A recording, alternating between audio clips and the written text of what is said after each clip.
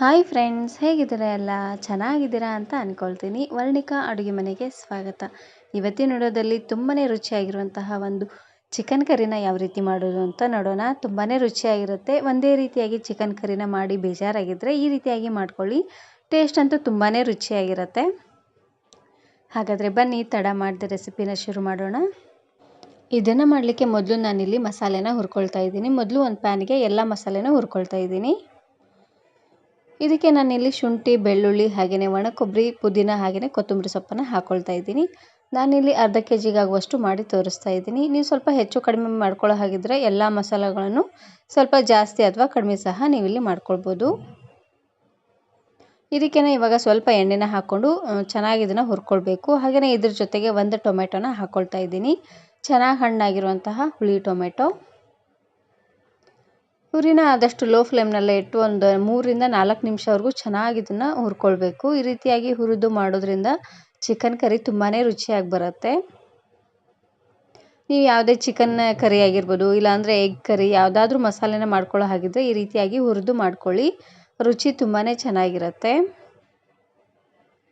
ಇವಾಗ ನೋಡ್ತಾ ಇರ್ಬೋದು, ಚೆನ್ನಾಗಿ ಈ ರೀತಿಯಾಗಿ ಕೆಂಪಾಗಿದೆ ನೋಡಿ. ಇದೆಲ್ಲ ಪೂರ್ತಿಯಾಗಿ ತಣ್ಣಗಾದ್ಮೇಲೆ ಇದಕ್ಕೆ ಸ್ವಲ್ಪ ನೀರನ್ನು ಹಾಕ್ಕೊಂಡು ನುಣ್ಣದಾಗಿ ಇದನ್ನು ಗ್ರೈಂಡ್ ಮಾಡ್ಕೊಂಡು ತಗೊಳ್ಳಿ. ಇವಾಗ ನಾನಿಲ್ಲಿ ಅದೇ ಪ್ಯಾನ್ಗೆ ಇನ್ನು ಸ್ವಲ್ಪ ಎಣ್ಣೆನ ಹಾಕ್ಕೊಳ್ತಾ ಇದ್ದೀನಿ.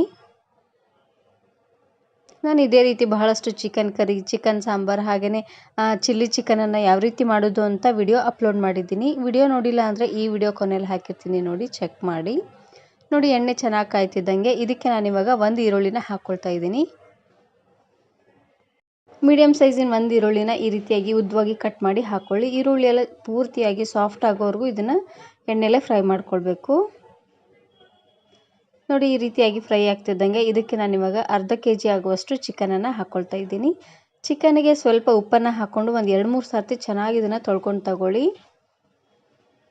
ನೋಡಿ, ಚಿಕನನ್ನು ಹಾಕಿದ ಮೇಲೆ ಇದಕ್ಕೆ ನಾನಿಲ್ಲಿ ಸ್ವಲ್ಪ ಅರಿಶಿನ ಪುಡಿ ಹಾಗೆಯೇ ಉಪ್ಪನ್ನು ಹಾಕ್ಕೊಂಡು ಚಿಕನನ್ನು ಚೆನ್ನಾಗಿ ಹುರ್ಕೊಳ್ತೀನಿ.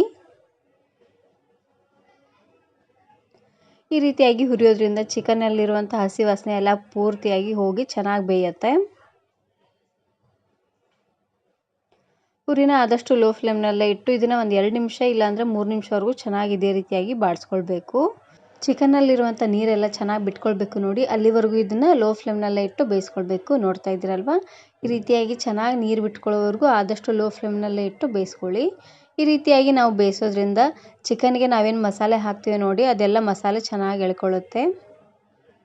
ಇವಾಗ ನಾನಿಲ್ಲಿ ಅಚ್ಕಾರ ಪುಡಿನ ಹಾಕ್ಕೊಳ್ತಾ ಇದ್ದೀನಿ. ನಿಮ್ಮ ಖಾರಕ್ಕೆ ಎಷ್ಟು ಬೇಕೋ ಅಷ್ಟು ಖಾರನ ನೀವಿಲ್ಲಿ ಹಾಕ್ಕೊಳ್ಬೋದು. ನಾನಿಲ್ಲಿ ದೊಡ್ಡ ಚಮಚಲ್ಲಿ 2 ಚಮಚ ಆಗುವಷ್ಟು ಅಚ್ಕಾರ ಪುಡಿನ ನಾನಿಲ್ಲಿ ಹಾಕ್ಕೊಂಡಿದ್ದೀನಿ. ಹಾಗೆಯೇ ಇದ್ರ ಜೊತೆಗೆ 1 ಚಮಚ ಆಗುವಷ್ಟು ಗರಂ ಮಸಾಲಾನ ಹಾಕ್ಕೊಳ್ತಾ ಇದ್ದೀನಿ. ಇದ್ರ ಜೊತೆಗೆ 2 ಚಮಚ ಆಗುವಷ್ಟು ಚಿಕನ್ ಮಸಾಲ. ಎಲ್ಲ ಮಸಾಲೆನ ಹಾಕಿದ ಮೇಲೆ ಒಂದು ಸರ್ತಿ ಚೆನ್ನಾಗಿ ಮಿಕ್ಸ್ ಮಾಡ್ಕೊಂಡು ತಗೊಳ್ಬೇಕು.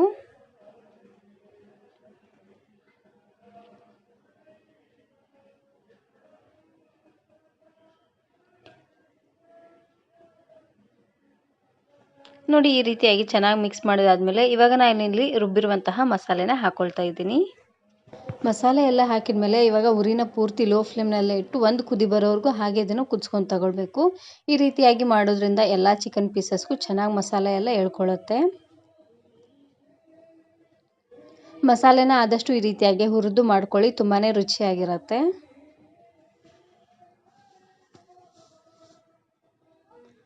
ನೋಡಿ, ಈ ರೀತಿಯಾಗಿ ಮಿಕ್ಸ್ ಮಾಡಿದಾದ್ಮೇಲೆ ಇವಾಗ ನಾನಿಲ್ಲಿ ಉರಿನ ಪೂರ್ತಿ ಲೋ ಫ್ಲೇಮ್ನೆಲ್ಲ ಇಟ್ಟು ಒಂದು ಕುದಿ ಬರೋವರೆಗೂ ಇದನ್ನು ಕುದಿಸ್ಕೊಂಡು ತಗೊಳ್ತೀನಿ.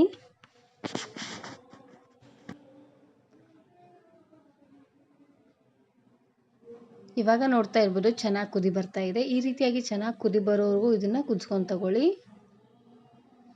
ಇವಾಗ ಒಂದು ಸರ್ತಿ ಈ ರೀತಿಯಾಗಿ ಚೆನ್ನಾಗಿ ಮಿಕ್ಸ್ ಮಾಡಿಕೊಂಡು ನಿಮಗೆ ಗ್ರೇವಿಗೆ ಎಷ್ಟು ಬೇಕೋ ಅಷ್ಟು ನೀರನ್ನು ನೀವಿಲ್ಲಿ ಹಾಕ್ಕೊಳ್ಬೋದು.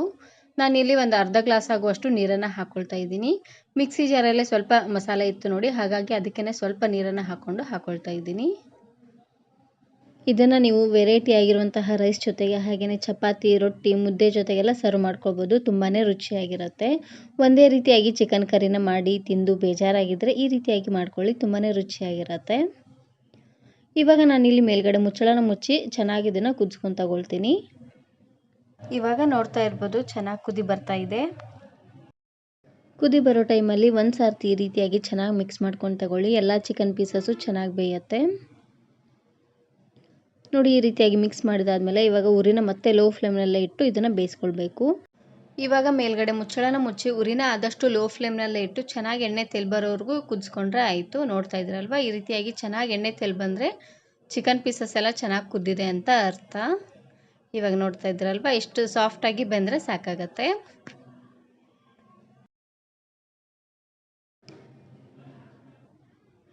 ನಾನಿವತ್ತು ಈ ಚಿಕನ್ ಕರಿನ ಚಪಾತಿ ಜೊತೆಗೆ ಸರ್ವ್ ಮಾಡ್ಕೊಳ್ತಾ ಇದ್ದೀನಿ. ಚಪಾತಿ ಜೊತೆ ಅಂತೂ ಈ ಚಿಕನ್ ಕರಿ ತುಂಬಾ ರುಚಿಯಾಗಿರುತ್ತೆ.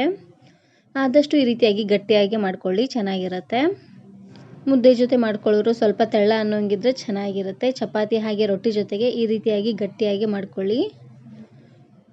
ಇದ್ರ ಜೊತೆಗೆ ನಾನಿವತ್ತು ಚಿಕನ್ ಕಬಾಬನ್ನು ಮಾಡಿದ್ದೆ. ಚಿಕನ್ ಕಬಾಬನ್ನು ಯಾವ ರೀತಿ ಮಾಡೋದು ಅಂತ ಆಲ್ರೆಡಿ ವಿಡಿಯೋ ಅಪ್ಲೋಡ್ ಮಾಡಿದ್ದೀನಿ. ವಿಡಿಯೋ ನೋಡಿಲ್ಲ ಅಂದರೆ ಈ ವಿಡಿಯೋ ಕೊನೆಯಲ್ಲಿ ಹಾಕಿರ್ತೀನಿ, ನೋಡಿ ಚೆಕ್ ಮಾಡಿ. ಈ ವಿಡಿಯೋ ಇಷ್ಟ ಆದರೆ ಈಗಲೇ ಒಂದು ಲೈಕ್ ಬಟನನ್ನು ಕ್ಲಿಕ್ ಮಾಡಿ ಫ್ರೆಂಡ್ಸ್ ಆ್ಯಂಡ್ ಫ್ಯಾಮಿಲಿ ಜೊತೆಗೆ ಶೇರ್ ಮಾಡಿ. ಹಾಗೆಯೇ ಮತ್ತಷ್ಟು ಹೊಸ ರೆಸಿಪಿಗಾಗಿ ವರ್ಣಿಕಾ ಅಡುಗೆ ಮನೆ ಯೂಟ್ಯೂಬ್ ಚಾನಲನ್ನು ಸಬ್ಸ್ಕ್ರೈಬ್ ಮಾಡ್ಕೊಳ್ಳಿ. Thanks for watching.